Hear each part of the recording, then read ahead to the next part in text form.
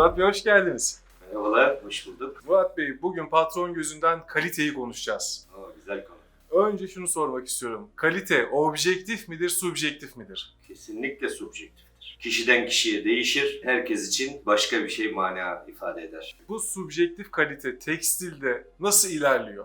Hemen anlatalım. Şimdi tabii kalite bir kere müşteri memnuniyetidir. Ama bu müşteri ne istediğiyle de, neyle kıyasladığıyla da alakalıdır. Müşterinin tatmin noktası nedir? Aradığı nedir? Gümüş arıyorsa gümüş, altın arıyorsa altın. Altın arayana gümüş verirseniz mutlu olmayacaktır. Onu kaliteli addetmeyecektir. Esasında kaliteyi objektif hale getirmek için bir takım çalışmalar var. İşte ISO 9000'ler, 9001'ler, 14000'ler vesaire. Yani bunu sayısal değerlere uygulayan sistemler var. Bunun sürdürülebilir olması, devamlı hale gelmesi. Ama işin özü %100 müşteri memnuniyetidir. Müşteri nerede memnun olur? Uzun ömürlülük girer işin içine, estetik girer işin içine, tüketime uygunluğu girer, bakış açısı, renk girer, tuşe girer, yani yumuşaklık, ele geliş. Müşteri nasıl bakıyor, neyi arıyorsa kalite olur. Kaliteyi siz nasıl kontrol ediyorsunuz? Müşterinin ne istediğini %100 anlıyorsunuz da Evet. bunu üretim aşamasında nasıl uyguluyorsunuz? Evet, kaliteye ulaşmak için bir kere doğru malzemeyle hareket etmek gerekir. Kaliteyi oluşturan etmenler ya da etkenler diyelim. Hani bir malzeme kalitesi. Mesleğimizde tabii ki bunun kumaşla başlayan, iplikle, elyafla, boyayla vesaireyle devam eden süreçler. Malzemeniz kaliteli olacak. Uygulamanız düzgün olacak. Unu iyi yoğuracaksınız ya da kumaşı iyi bir konfeksiyon haline getireceksiniz. Estetik bir rütuş vereceksiniz. Malzemeniz doğruysa, uygulamanız düzgünse ve üzerinde de bir rütuş, makyaj, estetik katmışsanız düzgün bir şey çıkar. Tabii bu düzgün çıkan işin devamlı olması da bir kalitedir. Müşteri bir eğri bir doğru mala kaliteli demez. Aynı standartta, yani o kalitenin standardı da bir kalitedir. Aynı standartta almak isterse kalitedir. Zamanında almak isterse kalitedir. Fiyat kalite ilişkisi doğruysa kalitelidir. 100 liralık bir mala bakış açısıyla 10 liralık bir mala bakış açısı aynı değildir. Kalite arayışı aynı değildir. Ama siz neyi taahhüt etmişseniz, neyi anlaşmışsanız, neyi vermişseniz oradaki kesişim noktasında bütün parametreye oturmuşsa kalite de orasıdır. Zordur. Siz hep müşteri tarafından anlattınız. Ama biz buradan patron gözünden konuşuyoruz. Patron gözünden üretimde kalite nasıl oluyor? Daha az Hemen masraf anlatalım. mı oluyor? Bir kere patron gözünden de kalite ütopik bir yerdir. Yani ulaşılması gereken ideal yerdir. Biz kaliteyi saymak, kaliteyi puanlamak ya da rakamsal olarak ifade etmekte çok zorlandığımız için hep en iyisini isteriz. En iyi iplikle başlamak isteriz. En iyi kumaşla başlamak isteriz. En iyi uygulamayı yapalım, en güzel şekilde keselim, kalıbımız mükemmel olsun. Pakette mal yüzümüze gülsün, estetik görünsün. Yani eğer bir kalitenin numarasını, adını koyamıyorsanız en yükseği hedefleyeceksiniz. O zaman da kaliteli bir firma olursunuz. Biz Blok Moda olarak 25 sene müşterilerimizden takdir görmüşsek bu kaliteyi en yüksek noktada görüp ona ulaşma isteğiyle beraber çalıştığımız içindir. Bütün ekibi ve bütün kadroyu da bu amaçla, bu düsturda çalıştırmışımdır. Herkes elinden gelenin en iyisini yapmaktır hedefi.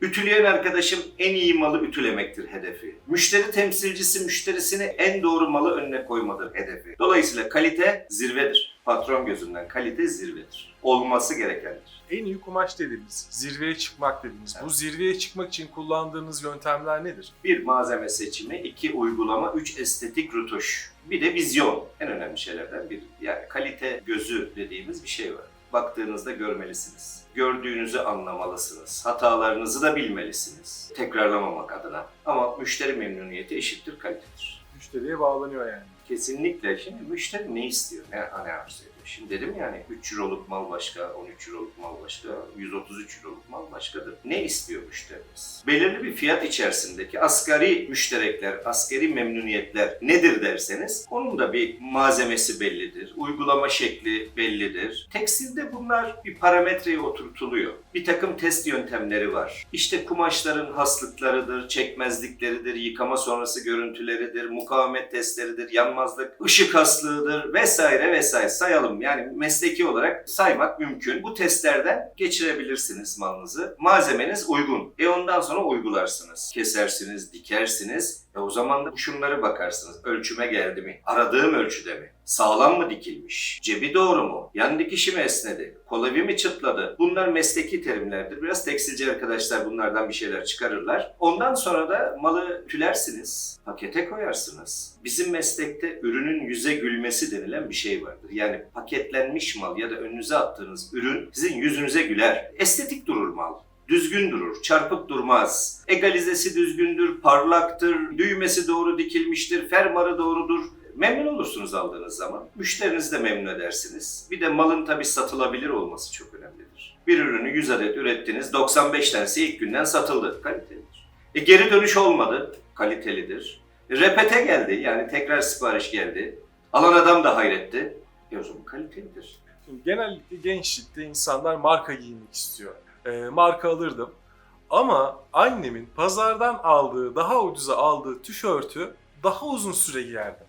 Kalite ile ücret arasındaki bağlantı nedir? Marka olmak uzun süreçli, çok yoğun müşteri memnuniyetinin arkasından gelen bir olgudur.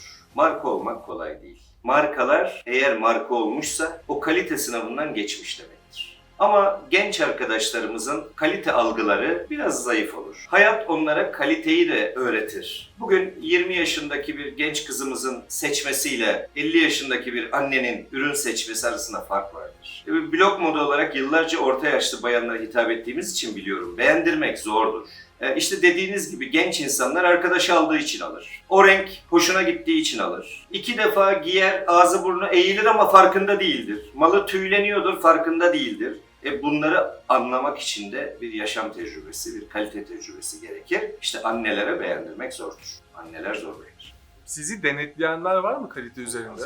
Bunlar kimler? Şimdi müşterilerimizin akredite edilmiş laboratuvarlarda malımızın malzemelerini kontrol ederler. Verdiğimiz sözler vardır. Fermuarda nikel içermemesi gerekir, düzgün çalışması gerekir, mukavemet testleri, yanmazlık testleri, ışık testleri, çekmezlik testleri, yıkama sonrası görünüm testleri, bunların hepsini testlere gönderir benim müşterilerim. Uluslararası laboratuvardır bunlar, akredite laboratuvarlardır. Bu standartlar da yönergelerle sabittirler. Bu laboratuvarlar da atıyorum bir peeling testini, yani kumaşın tüylenme testini hangi makinede, kaç dakikada, ne kadarlık bir uygulama sonrasında karşılaştıracağını hepsini elindeki yönergelerle karşılaştırırlar. Yani bunları kalite organize eden kurumlar bir standarda koymak isterler. Ama en nihayetinde elinize aldığınız, dokunduğunuz maldır. Tabii ki bu sınavlardan geçeriz. Bazen ürünü komple hazır hale getirdikten sonra da müşterilerimizin inspektör diye tabir ettiğimiz, yani malını gelip kontrol eden, ölçüsüne, dikiş kalitesine, kumaşına, fonksiyonlarına bakan ve tamam bu kumaş olmuş, benim arzu ettiğim kalitede, ben malı alıyorum diyen arkadaşlar vardır, kurumlar vardır, denetim kurumları vardır. Beğendiremezseniz satamazsınız.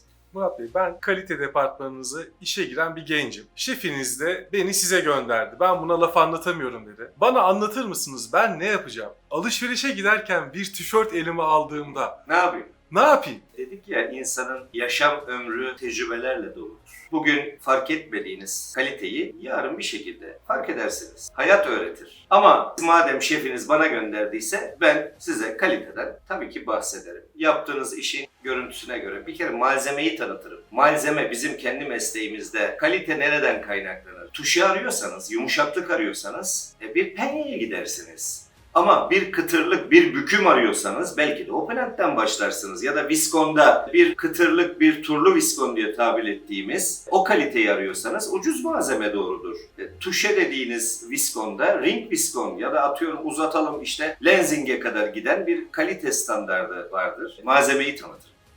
Bu malzemelerin özelliklerini tanıtırım. Bir baskı anlatıyorsam reaktif baskı, pigment baskı, fiyat farkları, yıkama haslıkları, mukavemetleri, bunlardan bahsederim. Malzemeyi tanıtırım, uygulamayı anlatırım. Nasıl kesilir, nasıl dikilir, nerede ne hata çıkar, nerelere bakması gerektiğini. Ama bir de mağazaya gittiniz. Evet.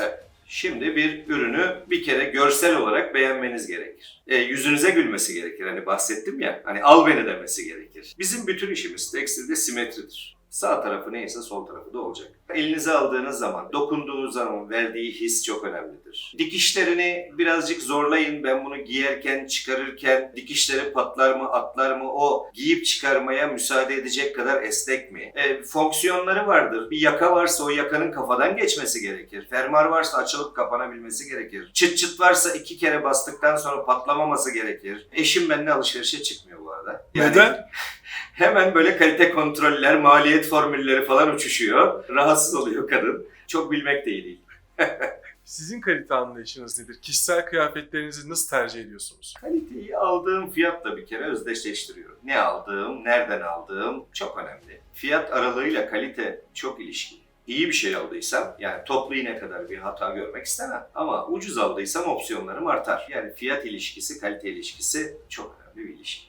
Son bir söz rica edeyim sizden. Kaliteyle alakalı ne söylemek istersiniz? Kalite hayatın her yerinde var. Tekstilde de var, insanda da var, yaşamda da var, madende de var, elektronikte de var. Kalite her yerde var. Kaliteyi bilmelidir insan. Arkadaş seçerken de kaliteliyi seçmelidir. İş seçerken de kaliteyi seçmelidir. Giyimi, kuşamı seçerken de kaliteyi bilmelidir. Ne alacağını bilmelidir, kaça alacağını bilmelidir. Kalite standartlarınız olursa başarılı da olursunuz, buna eminim. Seçici olursunuz. Doğru şeye ulaşmış olursunuz dedim, yani insanın da kalitesi diye. Evet, insanın da kalitesine ulaşırsanız iyi arkadaşlık edersiniz. İyi dostluk edersiniz. Birbirinize faydanız dokunur. Ticaret yapıyorsanız, kaliteli bir yerle çalışıyorsanız hayır görürsünüz, bereket görürsünüz. İyi bir elemanı istihdam ediyorsanız elinden düzgün iş alırsınız. İyi bir patronun yanında çalışıyorsanız uzun süre çalışırsınız. Kalite her yerde lazım. Kalitesiz olmaz.